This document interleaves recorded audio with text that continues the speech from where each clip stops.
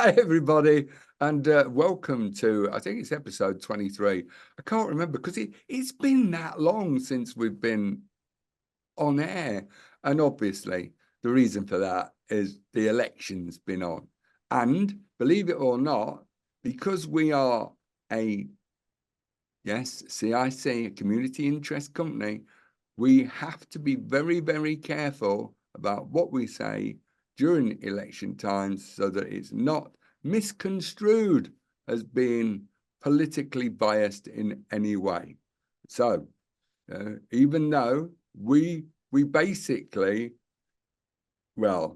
we can't tell you what we think. So let's move swiftly on. We're going to talk to Gary and find out what he's been doing in the last few weeks. Gary, nice to see you again, mate. What have you been up to? Morning, Ian. It's morning, isn't it? Yeah, morning, Ian.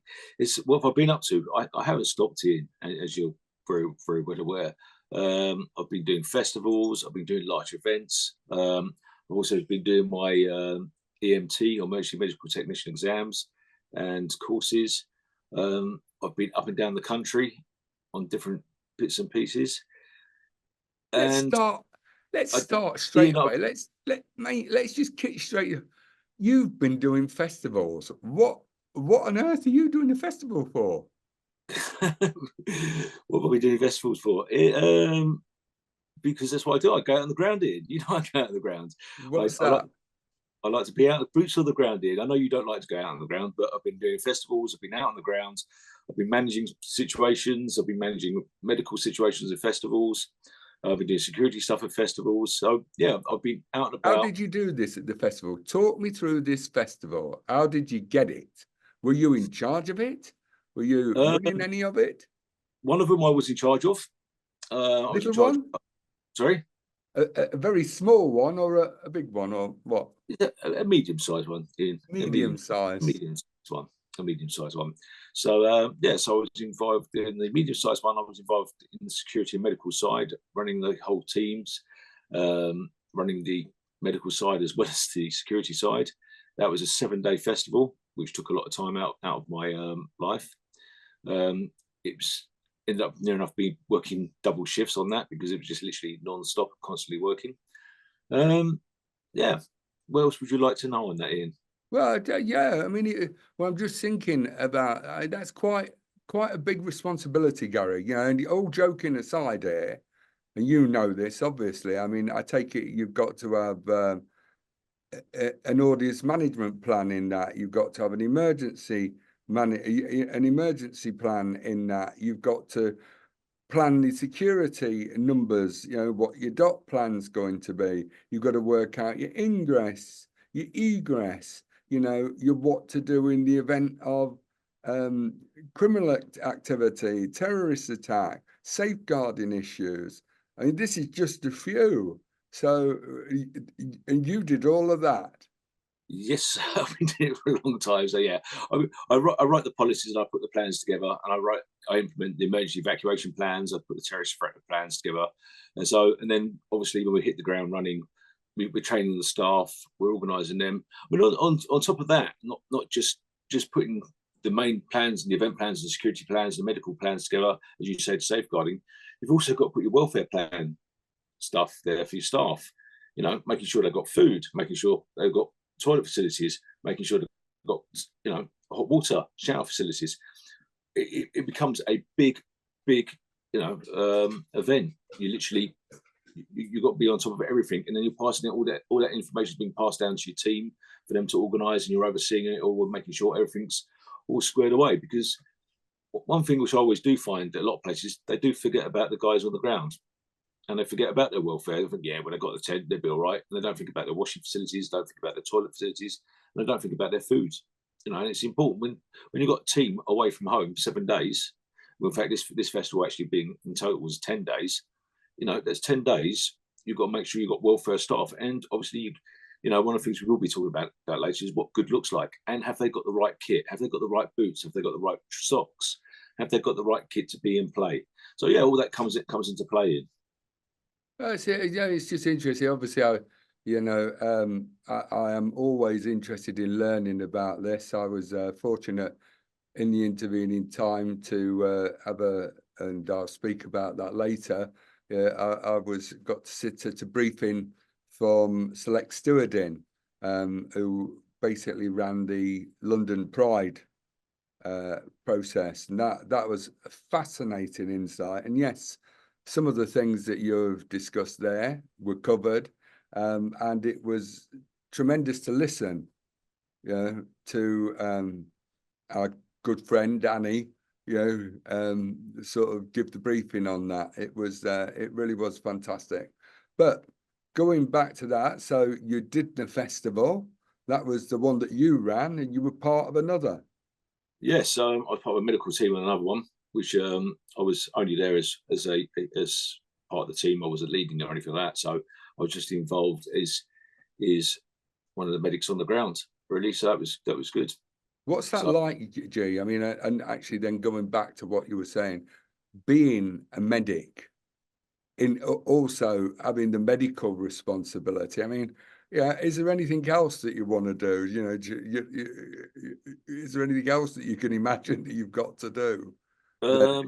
Retiring. Yes. Retire before I burn myself out. I mean, so far this year it's been very hectic for me. I haven't had a lot of time for myself, as people well aware, because I haven't been on air with you. So yeah, but there's still plenty of things I need to do, and there's still plenty of things I need to, So you mentioned some emergency medical technician stuff, because you've been doing that for a while now, isn't it? What's this? Well, that's my qualification I'm doing currently at the moment. My exams are coming up in 2 weeks' time. Again, so my head is down and revising. We've been away doing scenarios and bits and pieces for the training. We've done a 2-day midwifery or midwife course on how to deliver a baby.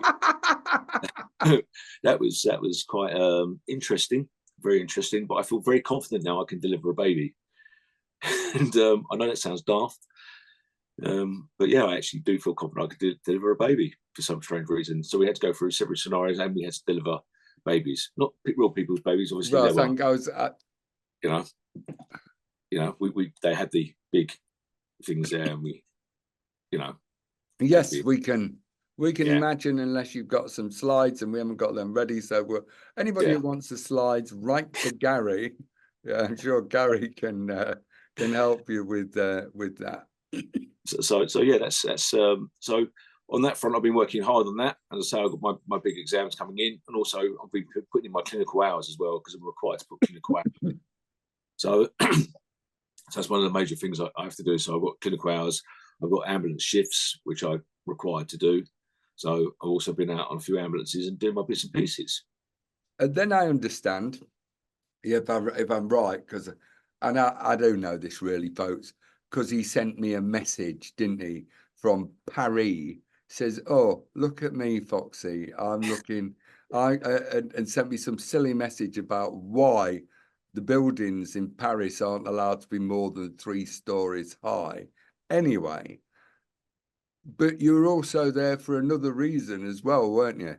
Yeah, we were over in Paris because we went over there to look at the mass casualty side and how they deal with mass casualties. As we know, the Olympics are happening in Paris 2024 this year.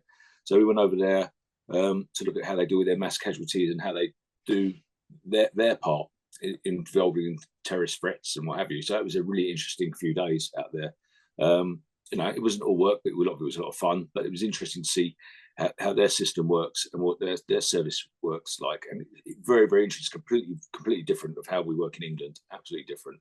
And again, looking at some of their police forces out there, they've got different types of policemen out there. I know they've got a national police service, then they've got the guard service, then they've got the mutual. So they've got different things, but they seem to work in different ways. Well, they do work in very different ways, and now our police service out there. And again, the security out there. I mean, one of the things we looked at is the Eiffel Tower. And again, that's a different ball game there now. They've got it all still shielded, clear shielded off, and it's all security all around it now. So it's a very different ball game now. But that was very interesting. I know you sent me the video. You sent me a couple of videos of the Eiffel Tower, and that was heartbreaking, because I went to my first honeymoon I know, I've been married 3 times, folks. Don't worry about it. You know, put your name down on the list if you want to be wife number 4. But anyway, oh, don't tell Emma that because she'll be upset. Emma's wife 3. But anyway, on a serious note, I was so sad to see that glass shield, you know, or transparent shield, what it was around there, because I remember walking up there, you know, going in, being able to go in, walk up the Eiffel Tower, I think up to the 2nd stage, you know, and get really good views all over Paris. So it just goes to show the impact that terrorism has had on our daily lives. Absolutely. I mean, it is. I mean, I was last there 21 years ago, and again, there was no shield around or anything like that. So yeah, it was a very sad day to literally go up, and I was literally taken back by that. But as we said, it's the way things have gone, and the way things have changed, isn't it? Well, one of your contacts said something, didn't he, about that? When the contact that you were with doing the who was doing the casualty stuff with you? Yeah, I mean, basically, you know, that was the whole thing about it is because the terrorism threat was why it's all been put up and all around it. But you know, it's the way it is, and it is, you know, as we said, it's a bit sad, but it is what it is. You know? So, how long to go before you finish your course? I've got my exams in 2 weeks' time, and that gets out of the way. Then I've still got to finish off my clinical hours, and then I can cash in my certificate, and then that takes me to the next level, which basically gives me my diploma. So we're looking forward to that. What will you be then? I'll be officially an EMT, emergency medical technician. Well, wish you all the best, mate, on that. Thank you very much, mate. I'm you know, I am working hard towards it. But enough about me. I know you've been out and about doing some seminars, and I mean, I know you were at Pride the weekend. We saw the videos of it. So what else have you been doing apart from that? I was at Pride at the weekend. It was fantastic.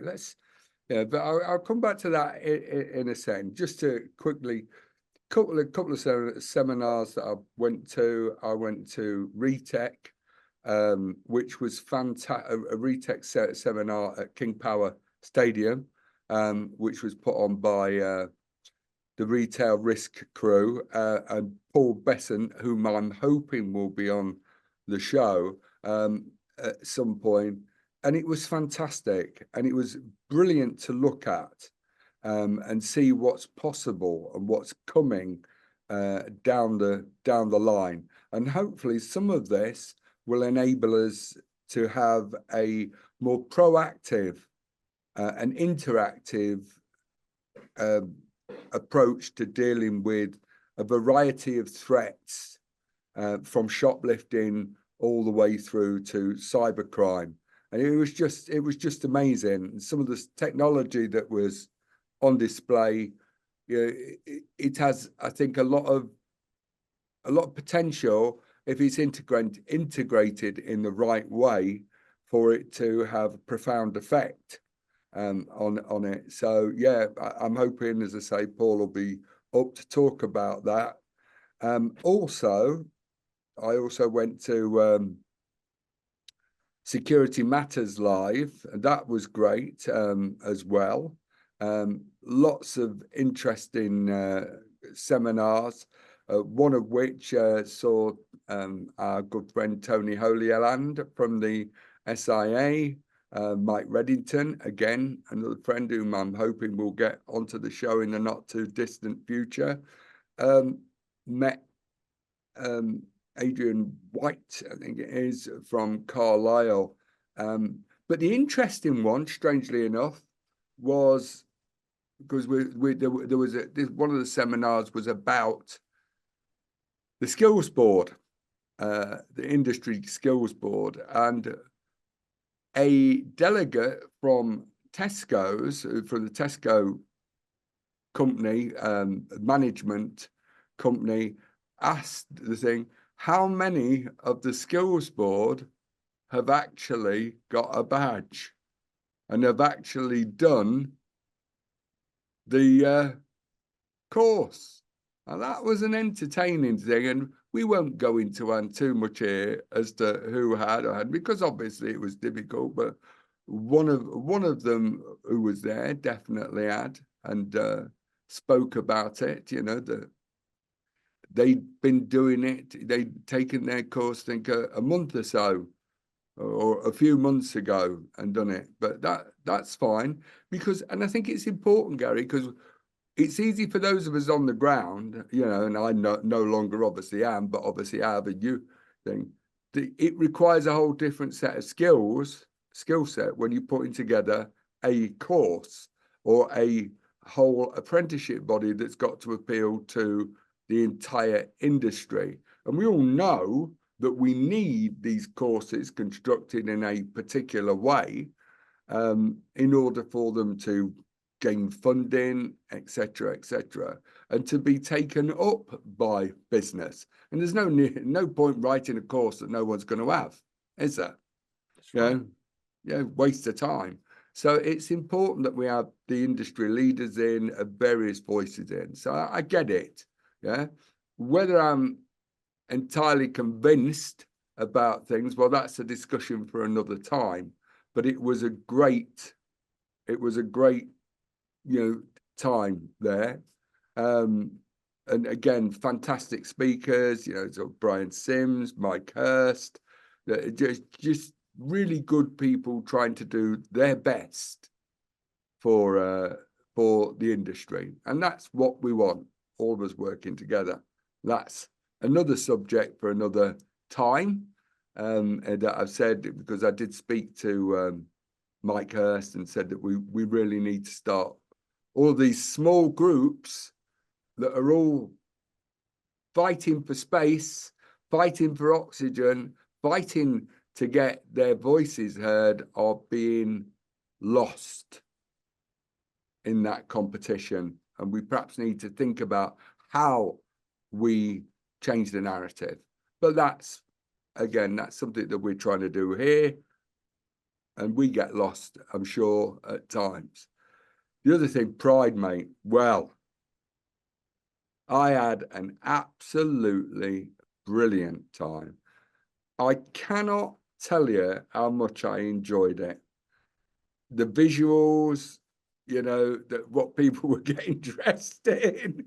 Yeah, but the music, but the energy, the atmosphere, and to see so many people coming together from all around the country, from all different parts of life, to celebrate what is a normal, natural function for every single human being. But the deeper side and sense of it that I got as well there is a look at this, along when, as you know, as I was invited along to International Women's Day, earlier in the year. It just shows that the importance that if we can get and pull in everybody, from the equality, diversity, and inclusivity thing, we can widen the pool. We can widen the recruitment pool. We can create opportunities. We can tell people that we in the security sector, we are an open, progressive, thoughtful, considerate opportunity where you can rise literally from the bottom and own your own company. You don't have to be, a superstar. You have to be a good person who wants to care for people. And I think that's really good, Gary. I mean, I don't know, am I wrong? You're not wrong. You're not wrong at all. It's very true what you said. Our job at the end of the day is looking after people, and people forget about that. That bouncer image is over. But even going back to the bouncer days, we always looked after people. We just didn't take crap from people. That's the difference. Now we have to take more crap. But if you're doing this job, you're doing it because you love the job, and you're doing it because you do care, and you want people to be safe. You want them to go to events, you want them to go to festivals, you want them to go to clubs, bars, anywhere where there's security. You want them to go and know they're being safe, and that's what the job is around. And if we're bringing more people in from different communities, and it does show we are a very open industry where you can rise to the top. Anyone can rise to the top. Anyone can start a company up, and it's doing it the right ways. And that's one of the most important things, to be out there doing it. Yeah, I agree.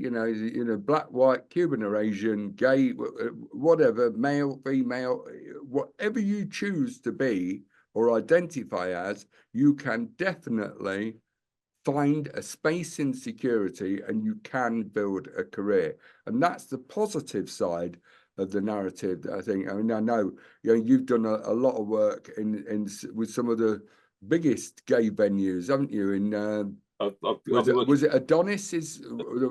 one of the largest ones we work with 3,500 people attending the events. But I've been working in the LGBT plus community for, I don't know, 20 years now, maybe more, probably from when I first started as well. So yeah, it's important that, as a security officer or a guest safety officer, you're open-minded to all these things. It's very important we are. But I know we're coming to an end now, but one thing I want to bring and talk about is how comes you get invited to all these things and I don't? Well, that's the thing is because because I talk to people, Gary. That's why, because I'm a human being. Yeah, and that's it. I'm not, a Garyosaurus. That's it. But I have no idea. Perhaps they should invite you, and I will try and get you an invite next time. So we will plan and having our own float on Pride 25. That's what we should go for. We'll have a word with our friends, Satya Rai and Lisa. Sure, they will be able to get us sorted for it. Right. Final bit that I do want to sort of say. I wrote an article, Gary, got published in CT Insights. Read it. Very good article. What good looks like. And I think we should start to explore that on the show. We should try and do a show a month, which says the next day of what good looks like and why it looks like, why it's important. What do you think? I think it's a brilliant idea and absolutely great idea. I think it's very important what good looks like and how we're working with the people on the ground and what they should be looking like and what they need to be told, because they're the first people you're going to meet when you go anywhere, isn't it? And what were you saying? It is 10. People make their decisions on that person within the first 10 seconds of look at them, isn't it? So yeah, you're standing there looking like a bag of poo, or you're looking there looking like a professional. Don't want to see a professional. I know. I can always remember when in the army, when I was in the army, being told by my drill sergeant that I looked like a bag of bashed crabs tied up in the middle. And he swore at me, people. He swore. These days, I'd be getting him done for abuse, because I wasn't even 18 at the time, honestly. I joined as a young soldier. He was mean, was my drill sergeant. Just want you to know that. Hopefully getting a little bit of sympathy here, Gary, but I doubt that I will. Right. On that note, I think we're about done, don't you, for today on Catchup?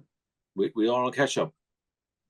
Hey, all right, people. It's time for Gary to social us. Or have you forgotten? Oh, good Lord. It's been so I've actually forgotten all about it. Yeah.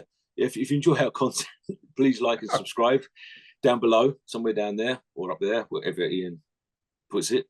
And any questions, feel free to send me a link or direct message me on our YouTube channel, or you can contact us via LinkedIn. And who don't we contact? And we don't contact Ian. You can contact me because no one wants to speak to Ian. Everyone wants to speak to me.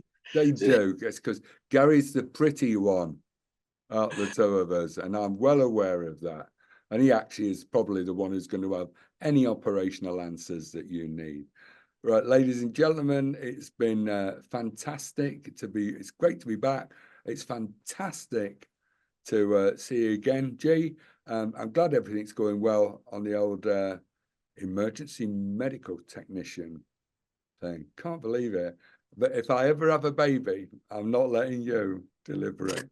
I'm your man. Peace out. See you later.